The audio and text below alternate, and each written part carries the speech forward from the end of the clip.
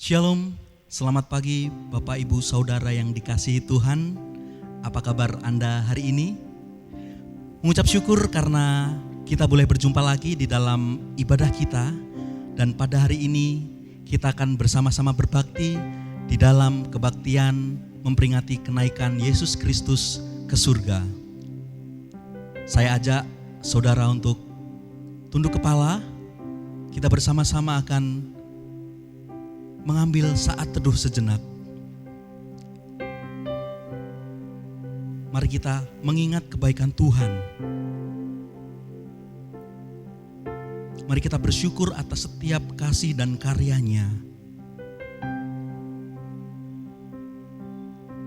Dan mari kita mengakui setiap dosa-dosa kita di hadapan-Nya. Supaya kita datang dengan hati yang bersih, dengan hati yang tertuju padanya.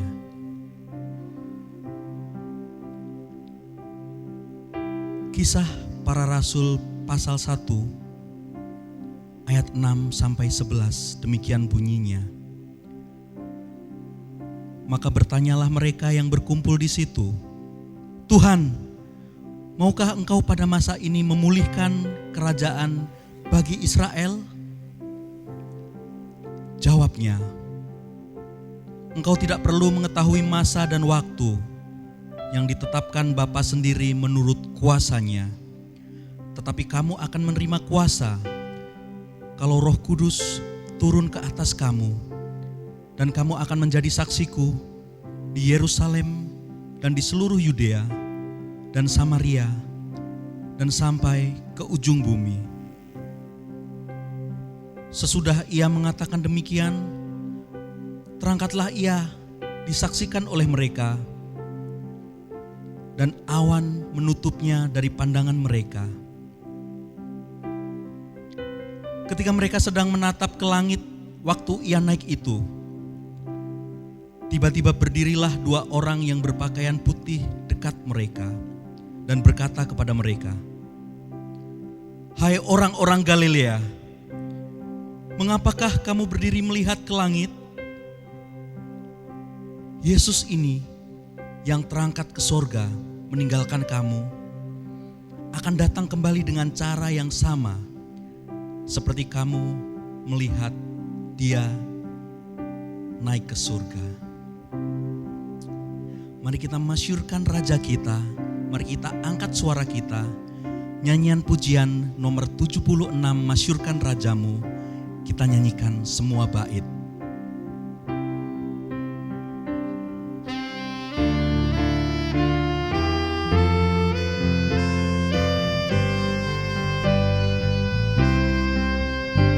Masyurkan Rajamu, Allah Maha Besar. Ucapkan syukurmu bernyanyi bergemar. Suaramu dan hatimu berpadu puji Tuhanmu. Yesus tetap kekal, penolong yang benar. Kasih-Nya dikenal membasuh yang cemar. Suaramu dan hatimu berpadu puji Tuhanmu. Buana langit laut di bawah kuasa-Nya, kunci neraka maut diberikan padanya. Suaramu dan hatimu berpadu puji Tuhanmu. Mari kita tunduk kepala dan berdoa. Bapa kami di dalam surga, Allah kami yang hidup yang kami kenal di dalam nama Yesus Kristus. mengucap syukur Tuhan karena pada pagi hari ini kami boleh datang kepadamu memperingati kenaikan-Mu ke surga. Kami rindu Tuhan untuk menikmati hadirat-Mu. Kami rindu Tuhan untuk menikmati setiap kasih yang Kau berikan kepada kami. Kami mengucap syukur karena pada hari ini kami boleh berada di tempat kami masing-masing. Kami boleh datang kepadamu, membawa setiap puji dan sembah kami kepadamu Tuhan. Bapa di dalam surga, sertai kami dari awal hingga akhir kebaktian kami ini. Biarlah yang keluar dari mulut kami hanya pujian kami untuk memuliakan nama-Mu saja. Berkati kami Tuhan, jauhkan kami dari segala kuasa jahat yang berusaha untuk menarik kami jauh daripada-Mu. Dan setiap kuasa-kuasa jahat, kuasa-kuasa gelap yang mengganggu kami tolak, kami patahkan di dalam nama Tuhan Yesus. Mereka tidak berkuasa atas kami, karena hanya Engkau-lah Tuhan yang menguasai hidup kami. Berkati setiap kami yang mendengar kebenaran firman-Mu. Berkati setiap kami yang mengangkat suara memuji-Mu, supaya kami semua beroleh kasih dan berkat dari Tuhan. Terima kasih Tuhan, kami mengawali kebaktian kami dengan ucapan syukur kami. Di dalam nama Tuhan Yesus kami berdoa. Terpujilah Tuhan, nama-Mu kekal sampai selama-lamanya. Amin. Kita akan terus memuji, memuliakan nama Tuhan, meninggikan namanya. Mari kita angkat suara kita. Nyanyian pujian nomor 33, Mulia Nama-Mu Tuhan. Kita nyanyikan bait pertama, bait kedua, dan bait yang keempat.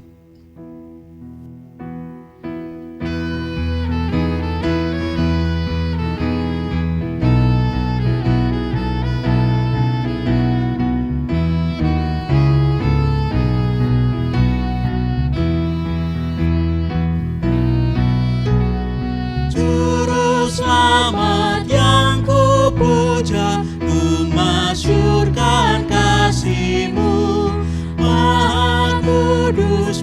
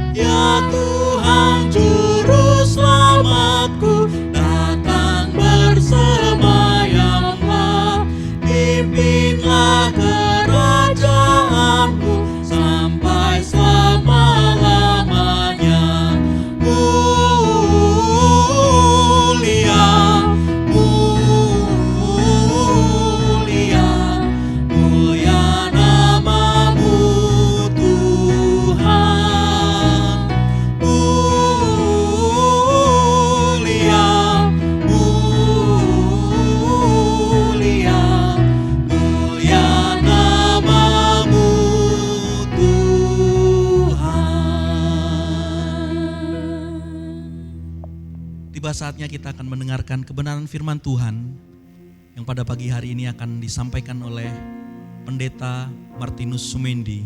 Mari kita siapkan hati, jiwa kita. Mari kita fokus hanya kepada Tuhan. Nyanyian pujian nomor 127, "O Tuhanku, sucikan hatiku." Mari kita nyanyikan bait pertama, bait ketiga, dan bait yang keempat.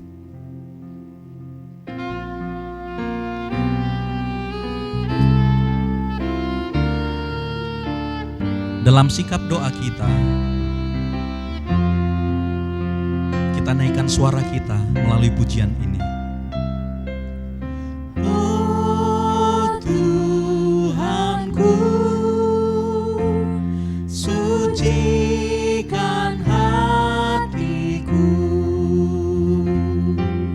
sucikan niat dan pikiranku.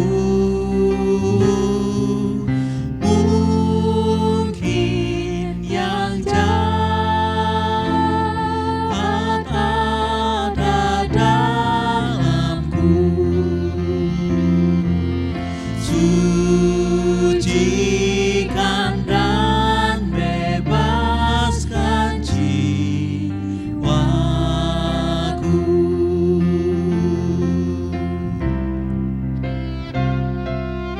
Oh Tuhanku, terima hidupku, limpahkan kasih dan karunia-Mu, jauhkan dari hawa nafsuku. Tuhan, tinggallah dalam diriku.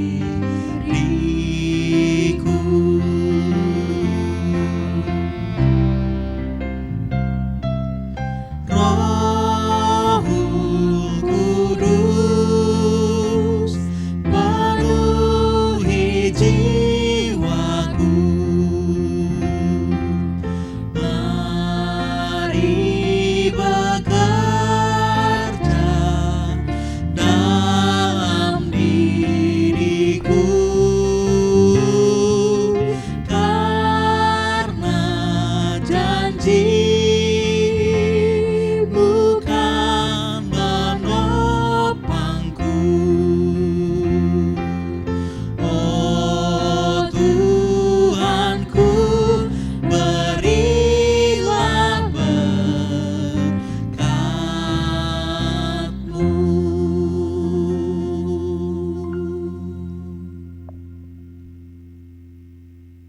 Salam Bapak Ibu yang dikasihi oleh Tuhan.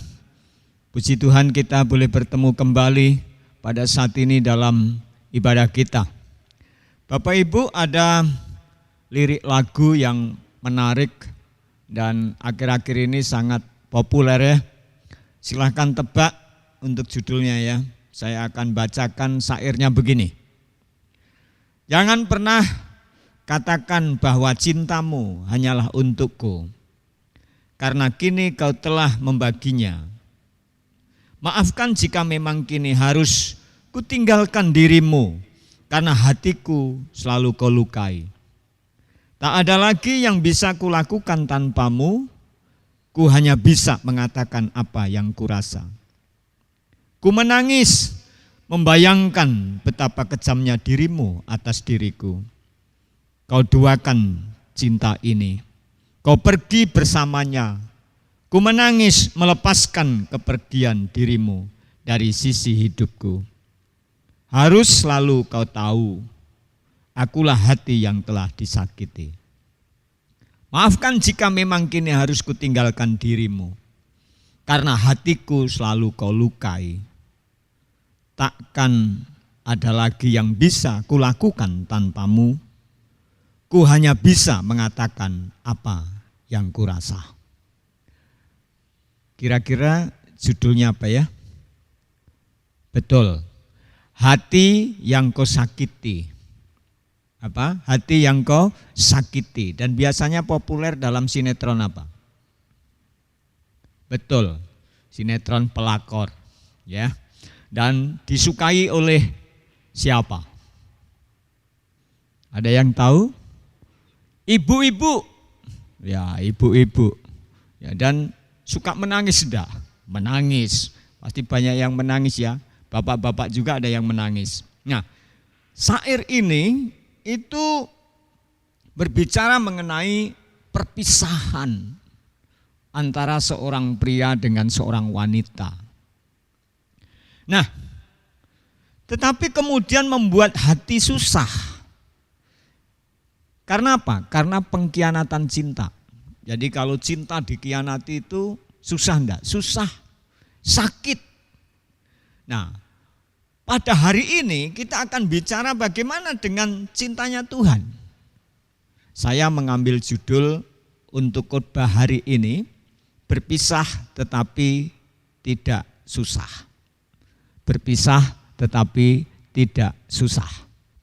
Secara khusus, Bapak Ibu yang dikasihi oleh Tuhan, hari ini kita memperingati hari kenaikan Yesus Kristus ke surga. Adalah satu peristiwa penting setelah Yesus bangkit, kemudian 40 hari dia naik kemana? Ke surga. Kemudian nanti 10 hari setelah kenaikan ini ada hari Pentakosta atau hari memperingati turunnya Roh Kudus atau roh kebenaran yang dijanjikan oleh Tuhan. Peristiwa kenaikan adalah penting untuk dipahami oleh siapa? Untuk dipahami oleh orang-orang percaya. Karena dari peristiwa inilah kita ditunjukkan kemana Yesus pergi dan dari mana Yesus itu akan datang kembali yang kedua kali untuk menjemput orang-orang percaya. Nah, hari ini dalam tema kita saya mengambil dari kitab Lukas pasal 24 ayat 50 sampai 53. Cukup dengan 4 ayat ya. Mari Bapak Ibu yang dikasihi Tuhan, kita akan berdoa sebelum kita membaca firman Tuhan ini. Mari kita berdoa. Bapa di surga, pada saat ini Tuhan, di hari yang istimewa kami memperingati kenaikan-Mu ke surga setelah kebangkitan-Mu dari kematian, menunjukkan kemenangan. Kami mohon kuasa kasih Tuhan mengurapi setiap kami anak-anak-Mu ya Tuhan untuk mendengar kebenaran firman Tuhan pada pagi hari ini. Pimpin dan tuntun hamba-Mu untuk menyampaikan kebenaran sesuai dengan apa yang Tuhan mau. Berkati setiap jemaat-Mu untuk bisa mengerti dan memahami dengan baik kebenaran firman ini dan melakukan dalam setiap kehidupannya. Kami menyerahkan waktu sepenuhnya dalam tangan-Mu. Di dalam nama Tuhan Yesus Kristus kami berdoa dan mengucap syukur. Haleluya. Amin. Mari kita akan baca dari Lukas pasal 24 ayat 50 sampai 53. Demikianlah firman Tuhan. Lalu Yesus membawa mereka keluar kota sampai dekat Betania. Di situ ia mengangkat tangannya dan memberkati mereka. Dan ketika ia sedang memberkati mereka, ia berpisah dari mereka dan terangkat ke surga. Mereka sujud menyembah kepadanya, lalu mereka pulang ke Yerusalem dengan sangat bersukacita. Mereka senantiasa berada di dalam bait Allah dan memuliakan Allah. Apa yang melatar belakangi daripada perikop ini Bapak Ibu? Yaitu kisah Lukas tentang kebangkitan itu berbeda isinya dengan narasi Injil yang lain. Walaupun fakta-fakta itu intinya sama. Contohnya, setiap penulis Injil itu menyebutkan kunjungan para wanita ke makam. Tapi Lukas tidak menuliskannya. Lukas melaporkan fokus suatu peristiwa penampakan Yesus kepada para murid dan di dalam perjalanan menuju Emmaus. Tetapi Injil Matius, Markus, dan Yohanes tidak menuliskan. Artinya adalah keempat Injil ini adalah saling melengkapi. Itu kehebatannya Injil kita. Lukas menyajikan 4 episode setelah kebangkitan Yesus. Yang pertama adalah pemberitaan kepada para wanita. Yang kedua adalah penampakan perjalanan ke Emmaus daripada Yesus. Yang ketiga adalah penampakan di ruang atas. Dan yang keempat adalah diakhiri dengan kenaikannya dari Betania. Betania itu di sekitar Bukit Zaitun. Sesuai nubuatan di dalam kitab Zakaria pasal 14 ayat 4, di sana dikatakan begini, pada waktu itu kakinya akan berjejak di Bukit Zaitun. Nah, pertanyaan buat kita, mengapa berpisahnya Yesus itu tidak membuat kita susah? Berpisahnya Yesus dengan para murid-muridnya pada waktu itu tidak membuat para muridnya sedih.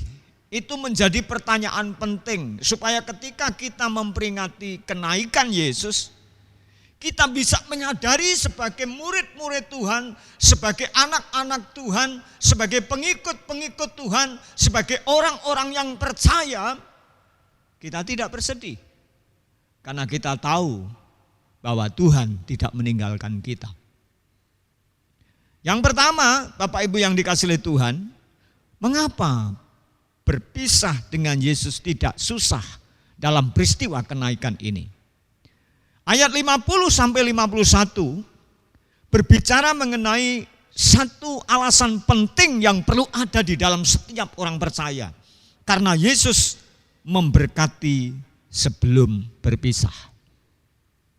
Karena apa? Karena Yesus memberkati sebelum dia naik ke surga. Sehingga kita tidak susah. Mari kita akan lihat di dalam ayat 50, kita baca kembali sampai ayat 51 bagian A. Lalu Yesus membawa mereka keluar kota sampai dekat Betania.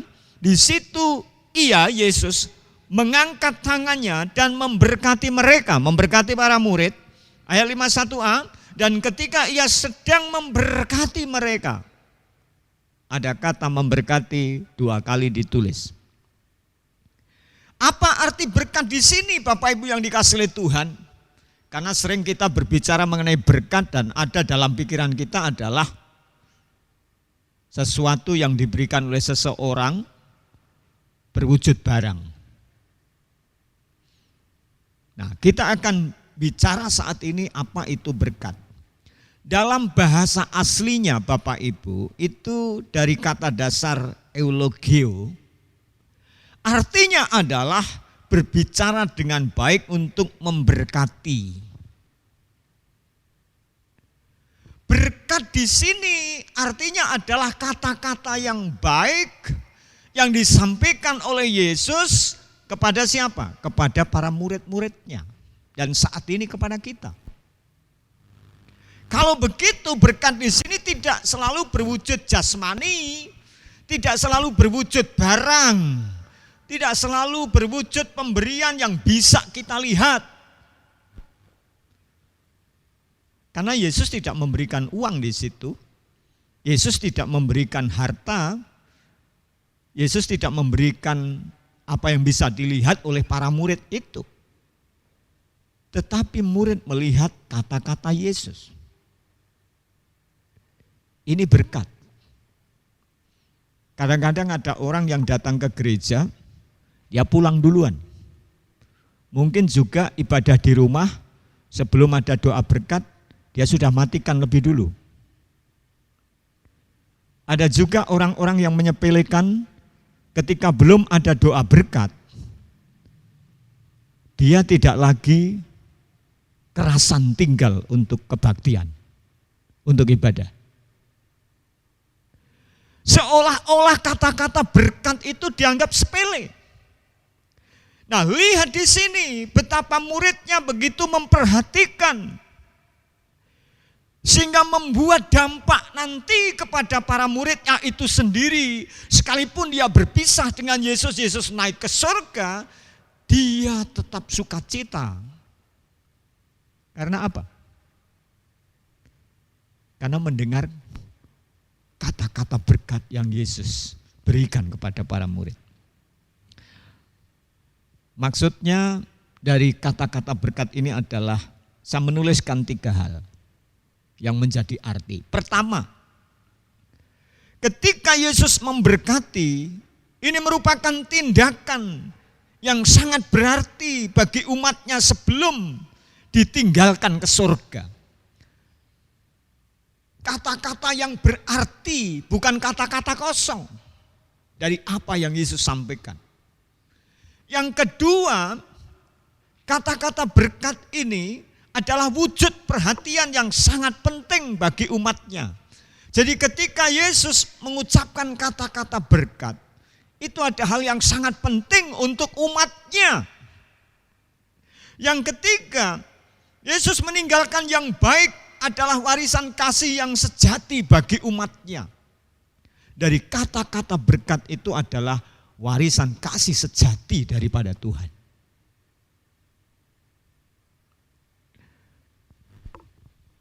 Bapak Ibu yang dikasihi oleh Tuhan, Ibu dan Bapak saya, sebelum pergi ke surga, dia meninggalkan pesan-pesan yang baik. Di antaranya, dia bilang begini, kamu mesti rukun dengan kakakmu, dengan masmu. Itu kata-katanya. Dan saya masih ingat itu. Dia mengajarkan itu. Kemudian ketika saya mengambil keputusan untuk menjadi hamba Tuhan, melayani Tuhan sepenuh waktu, pesannya dia bilang begini, jadilah hamba Tuhan yang tulus. Jadilah hamba Tuhan yang ikhlas. Itu pesannya. Jadilah hamba Tuhan yang sabar dalam menghadapi tantangan. Itu yang saya dengar dari orang tua saya. Ada satu hal yang juga menjadi catatan buat saya. Dia berkata begini, lebih baik mengalah daripada ramai. Ramai itu artinya marah-marah. Lebih baik mengalah untuk segala sesuatu yang kamu hadapi daripada marah-marah. Karena ngalah itu bukan berarti kalah. Nah, sekarang pertanyaannya, orang tua kita mewarisi apa kepada kita? Harta? Kadang-kadang malah jadi rebutan, betul ya? Mewariskan harta kadang-kadang malah jadi rebutan satu dengan yang lain. Mewariskan apa yang tidak jadi rebutan? Kata-kata yang memberkati. Kata-kata yang dari Tuhan, kata-kata yang bisa memberikan keteduhan hati, kata-kata yang bisa memberikan semangat, kata-kata yang memberikan tuntunan, kata-kata yang memberikan pesan, pada akhirnya diingat oleh anak cucu kita. Warisan apa yang saat ini sedang kita rintis Bapak Ibu? Adalah berharga bagi anak cucu kita. Kalau kita mewariskan kemarahan, maka anak cucu kita akan penuh dengan kepahitan, Bapak Ibu. Kalau kita mewariskan kesombongan, maka anak cucu kita akan penuh dengan kehancuran dan keangkuhan diri. Kalau kita mewariskan kedisiplinan tanpa kasih, maka anak cucu kita akan menjadi diktator. Kalau kita mewariskan kasih tanpa disiplin, maka anak cucu kita akan menjadi anak-anak yang gampangan, akan menjadi anak-anak yang kompromi, akan menjadi anak-anak yang lemah, akan menjadi anak-anak pecundang, kalah sebelum bertanding. Tetapi Bapak Ibu, kalau kita mewariskan kesetiaan, mewariskan kasih sejati, mewariskan sukacita, maka anak-anak cucu kita akan merasakan apa artinya keimanan yang sesungguhnya kepada Tuhan. Akan merasakan kenyamanan yang sesungguhnya di dalam Tuhan. Sekalipun banyak tantangan dan persoalan yang terjadi dalam hidup kita. Akan mewariskan penghargaan satu dengan yang lain. Penghargaan kepada orang tua. Penghargaan kepada sesama. Karena kita mewariskan kesetiaan, kasih, sukacita, dan ketulusan dan keikhlasan. Bahkan kesabaran. Itu yang pertama yang Yesus ajarkan. Kenapa para murid dia tidak susah? Karena ketika Yesus tinggalkan naik ke surga, dia memberkati Bapak Ibu. Mari mulai pikirkan warisan apa yang dapat kita berikan kepada anak cucu kita sebelum kita naik ke surga. Yang kedua, mengapa kita tidak susah ketika Yesus naik ke surga? Yang kedua adalah karena Tuhan Yesus itu jelas naiknya kemana? Ke surga. Kita lihat ayat 51 bagian B, dikatakan begini. Ia berpisah dari mereka dan terangkat ke surga. Jelas. Yesus terangkat ke surga. Alkitab jelas. Bukan dikatakan Yesus mudah-mudahan terangkat ke surga. Bukan. Atau Yesus seolah-olah terangkat ke surga. Bukan. Bisa dilihat dengan mata kepala pada waktu itu. Disaksikan bukti-bukti kenaikan Yesus Kristus ke surga. Ditulis dalam kitab kita secara jelas dan gamblang Bapak Ibu. Kalau kita baca Kisah Para Rasul pasal 1 ayat 9. Di situ ditulis oleh banyak saksi. Jadi murid-murid Yesus itu bukan hanya 12 orang itu, tetapi banyak orang yang mengikut Yesus disebut murid Yesus. Dia menjadi saksi Yesus naik ke surga. Artinya dilihat banyak mata dan kemudian disambut oleh kemuliaan Allah. Awan menutupinya. Bicara awan pada waktu itu kehadiran dan kemuliaan Allah.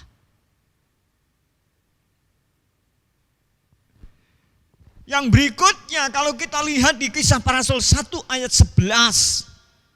Kenaikan Yesus ditegaskan oleh malaikat. Malaikat menyampaikan kepada murid-murid pada waktu itu. Dalam bahasa yang sederhana, bahasa di kampung saya. Ngopo kowe bengong? Karena orang melongo. Menatap ke langit dan tidak bisa melihat lagi sosok Yesus itu. Ketika dia naik dan tertutup oleh awan dan malaikat berbicara, ngopo kowe melongo? Yesus sudah naik ke surga. Yang ketiga, kalau pertanyaannya begini, sekarang Yesus di mana? Jelas tadi naik ke surga. Dan Kisah Para Rasul pasal 7 ayat 55 sampai 56. Begitu juga Paulus menuliskan Efesus pasal 1 ayat 20 sampai 22. Yesus ada di surga sekarang. Yesus ada di surga. Tapi kuasa Yesus atas dunia ini, atas hati kita, atas kehidupan kita. Bukti-bukti kenaikan Yesus itu terjadi. Bukti-bukti kenaikan Yesus itu dinyatakan. Mengapa orang percaya yakin kalau mati masuk surga? Tentu ada alasan-alasan, ada argumen, ada bukti yang jelas dari perkataan firman. Yohanes 14 ayat 1 sampai 3. Ini penting untuk diperhatikan. Yohanes melengkapi dari tulisan Lukas. Dia berkata begini, Yohanes 14 ayat 1 sampai 3. Janganlah gelisah hatimu, percayalah kepada Allah, percayalah juga kepadaku. Di rumah Bapakku banyak tempat tinggal. Jika tidak demikian tentu aku mengatakannya kepadamu, sebab aku pergi ke situ untuk menyediakan tempat bagimu. Ayat 3, dan apabila aku telah pergi ke situ dan telah menyediakan tempat bagimu, aku akan datang kembali dan membawa kamu ke tempatku, supaya di tempat di mana aku berada, kamu pun berada. Tuhan menjanjikan sebuah jaminan yang jelas kepada para muridnya, orang-orang yang percaya kepadanya, bahwa di mana Yesus berada, kita akan berada. Yesus berada di mana? Di surga. Maka kita akan bersama-sama Yesus di surga. Ini jaminan. Adakah seorang nabi yang berkata demikian? Tidak ada. Hanya Yesus. Yang berikutnya kalau kita baca Kisah Para Rasul 4 ayat 12. Dikatakan begini, dan keselamatan tidak ada di dalam siapapun. Tidak ada di dalam siapa? Siapapun. Saya baca lagi ya, supaya jelas. Dan keselamatan tidak ada di dalam siapapun juga, selain di dalam Dia. Selain di dalam Yesus.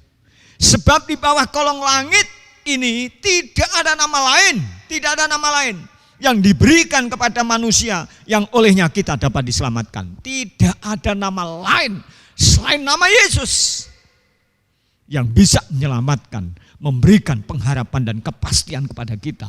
Sehingga ketika orang bertanya kepada siapa kita dan kemana kita akan pergi, kita menjawab dengan pasti, ke surga. Kalau kita percaya Yesus. Yohanes 6 ayat 47 dikatakan begini. Aku berkata kepadamu, kata Yesus, sesungguhnya barang siapa percaya, ia mempunyai hidup yang kekal. Jadi kita orang-orang yang percaya kepada Yesus, kulolan panjenengan ingkang kumandel kalian Gusti Yesus, wonten jaminan, ada jaminan kita mempunyai hidup yang kekal, dan hidup yang kekal itu hanya di dalam Yesus dan itu di surga. Pernahkah kita kehilangan orang yang kita kasihi? Bagaimana rasanya kita kehilangan atau berpisah dengan orang-orang yang kita kasihi? Kita bisa menangis, kita bersedih. Tapi pertanyaannya, kenapa kita tidak berlarut-larut di dalam kesedihan? Kalau kita percaya nih, sebagai orang yang percaya, Bapak, Ibu, dan saya, kenapa tidak berlarut-larut? Karena ada jaminan bagi orang-orang yang percaya, itu apa? Hidup kekal di surga. Itu. Yang ketiga, kenaikan Yesus. Kita berpisah dengan Yesus, tapi kita tidak susah. Alasan yang ketiga, dampaknya dapat dirasakan bagi orang yang percaya. Mari kita lihat ayat 52 sampai 53. Dikatakan begini, mereka sujud menyembah kepadanya, kepada Yesus, lalu mereka pulang ke Yerusalem dengan sangat bersukacita. Mereka senantiasa berada di dalam bait Allah dan memuliakan Allah. Apa dampak bagi para murid yang menyaksikan kenaikan Yesus ini? Mereka pulang ke Yerusalem untuk menantikan turunnya Roh Kudus. Pentakosta itu terjadi sesuai dengan perintah Tuhan Yesus kepada mereka. Dan lihat, dampaknya apa? Dengan sangat bersukacita. Kata dengan sangat bersukacita artinya adalah kegembiraan penuh, berbahagia, perasaan senang ada dalam hati yang diwujudkan secara nyata. Bisa dengan tertawa, bisa dengan senyum, dengan gairah hidup, bahkan bisa berteriak, yes, Tuhan luar biasa. Bahkan bisa orang berlompat karena sukacita yang didasarkan kepada Allah. Karena sukacita ini berasal dari Dia.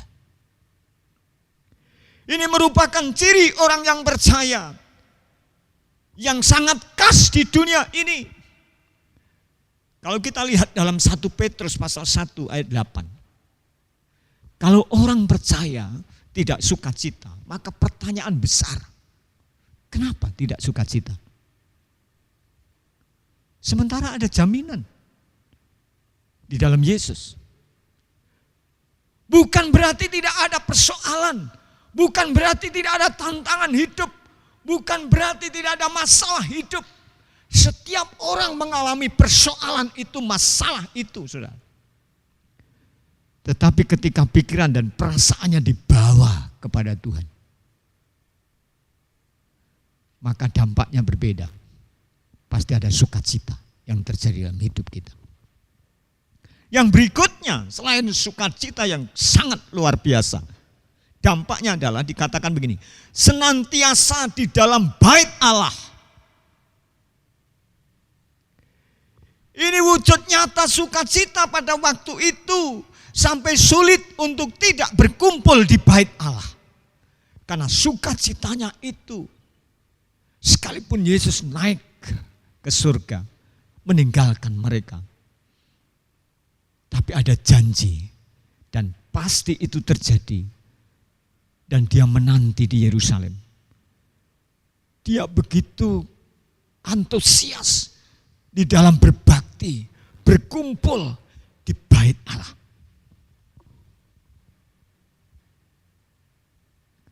Bapak Ibu yang dikasihi oleh Tuhan.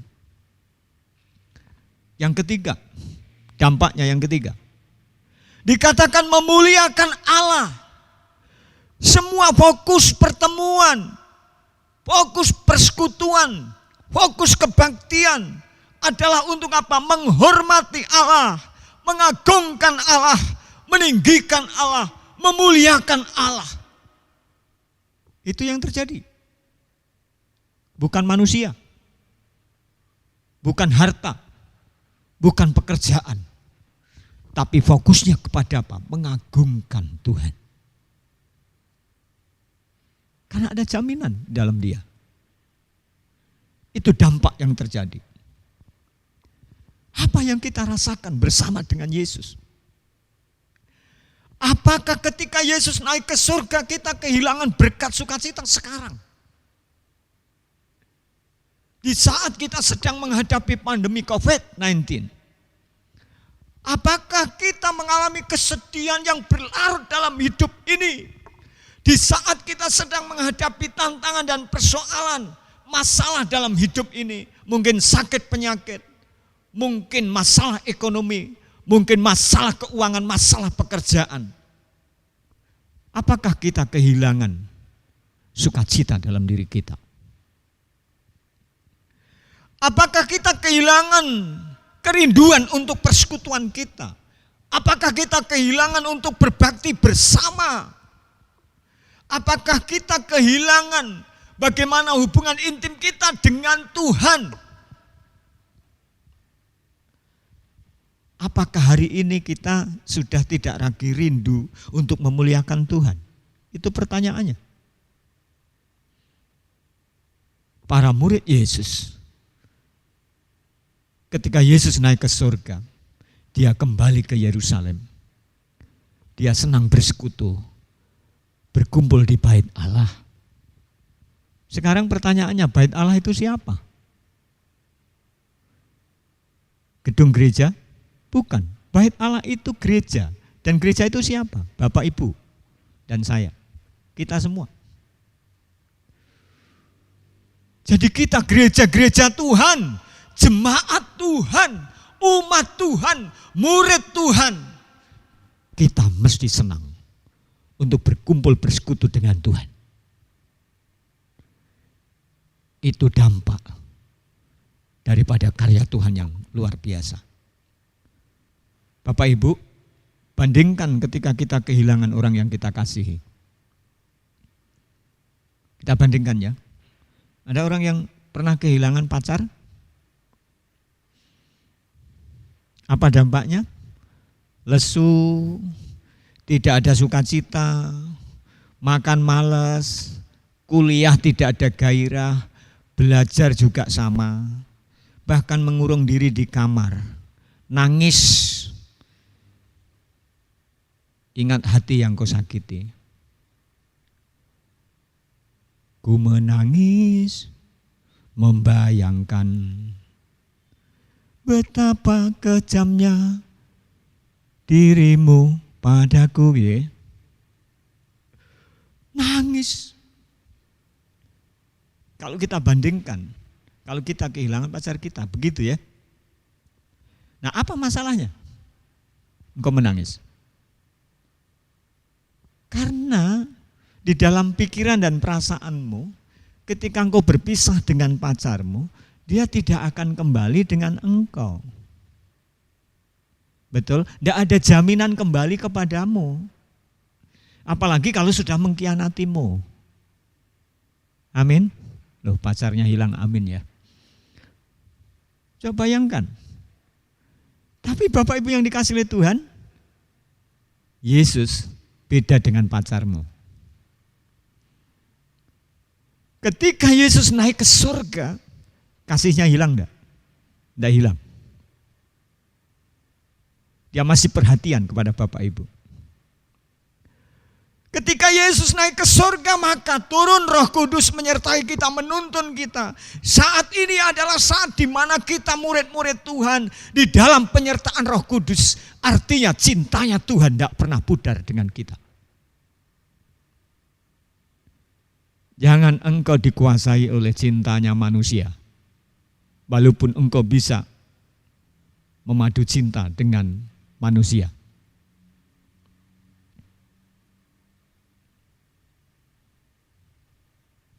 Mari kita renungkan kebenaran ini. Tuhan kita luar biasa.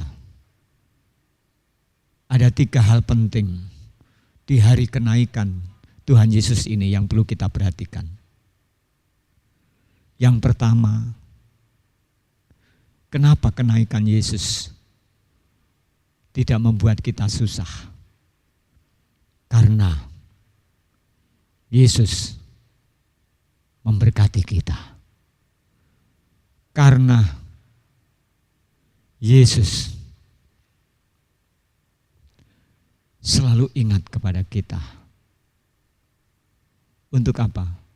Meninggalkan dampak-dampak daripada kenaikannya. Mari kita bersama-sama kita berdoa kepada Tuhan.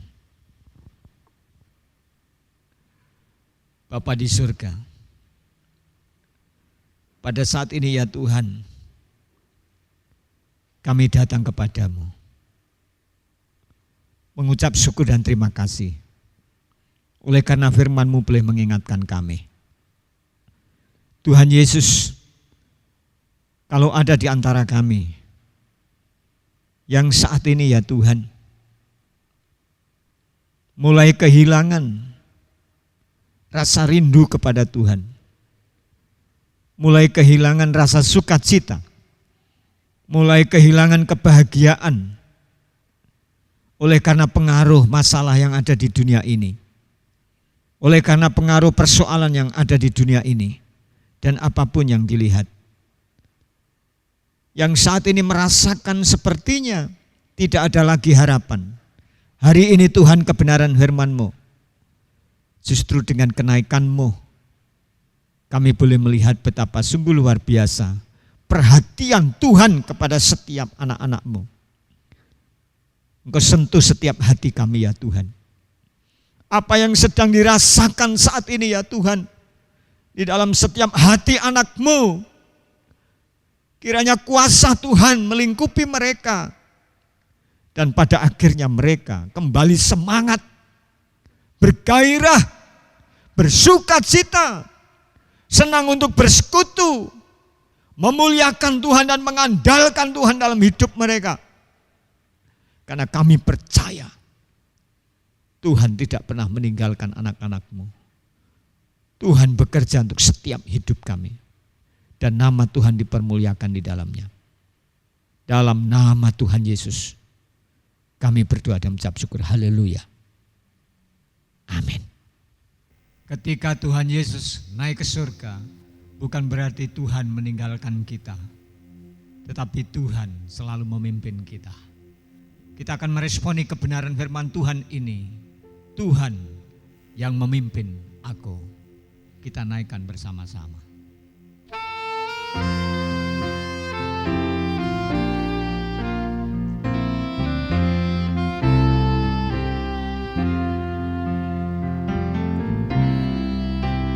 Tuhan yang memimpin aku, apa yang ku takutkan, rahmat-Nya sungguh melimpah dan menjadi naungan. Aman damai ku miliki karena harap padanya. Apapun menimpa aku, tentu Yesus terus serta. Apapun menimpa aku, tentu Yesus terus serta. Tuhan yang memimpin aku pada jalan berliku, anugerah-Nya tersedia meliputi hidupku. Air hayat dipancarkan dan dahaga-Ku hilang. Roti hidup diberikannya sampai jiwaku kenyang. Roti hidup diberikannya sampai jiwaku kenyang.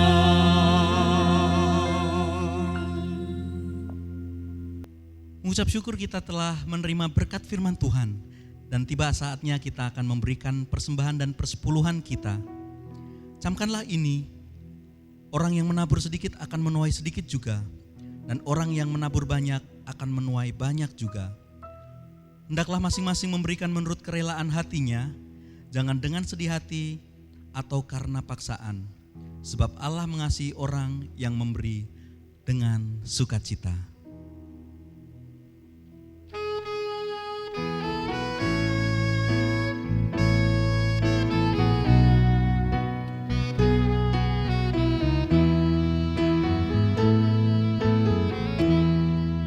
Betapa hatiku berterima kasih, Yesus. Kau mengasihiku, Kau memilikiku. Hanya ini Tuhan persembahanku, segenap hidupku, jiwa dan ragaku. Sebab telah ku miliki harta kekayaan yang cukup berarti untuk ku persembahkan.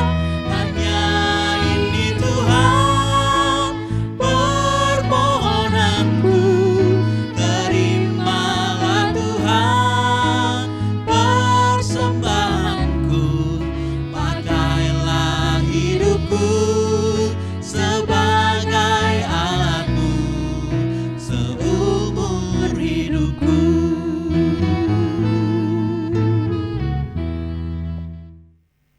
Terima kasih Bapak Ibu yang dikasihi oleh Tuhan. Kita boleh bersama-sama di dalam kebaktian secara khusus memperingati kenaikan Yesus Kristus ke surga. Kiranya apa yang sudah kita laksanakan dan lakukan dalam kebaktian bersama ini berkenan di hati Tuhan. Bapak Ibu yang dikasihi oleh Tuhan, sampai kita bertemu kembali nanti di hari Minggu, kita tetap ada ibadah bersama dan tetap kita harus dekat dengan Tuhan dalam menghadapi segala situasi dan keadaan seperti sekarang ini. Jangan sampai kita bosan untuk kita terus dekat dengan Tuhan. Mari kita bersama-sama pada akhir dari kebaktian kita akan berdoa, kita menyerahkan untuk persembahan kita dan juga doa syafaat kita dan doa penutup kita. Mari kita berdoa.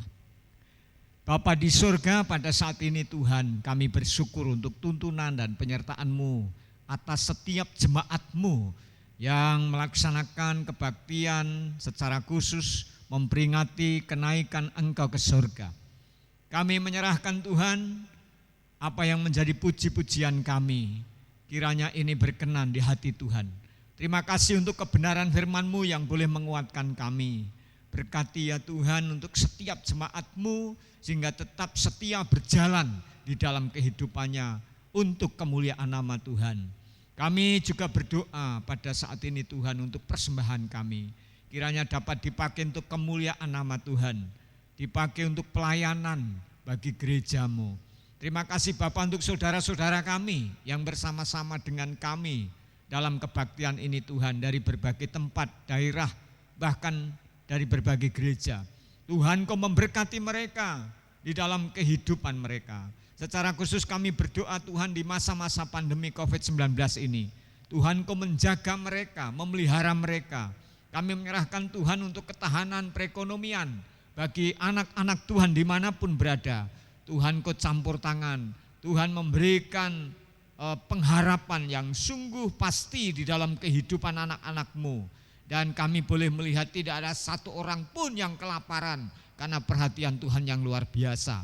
Menjadi kesaksian yang dahsyat dalam setiap kehidupan anak-anak Tuhan. Terima kasih Bapa. Pada saat ini juga kami datang kepadamu menyerahkan untuk bangsa dan negara kami.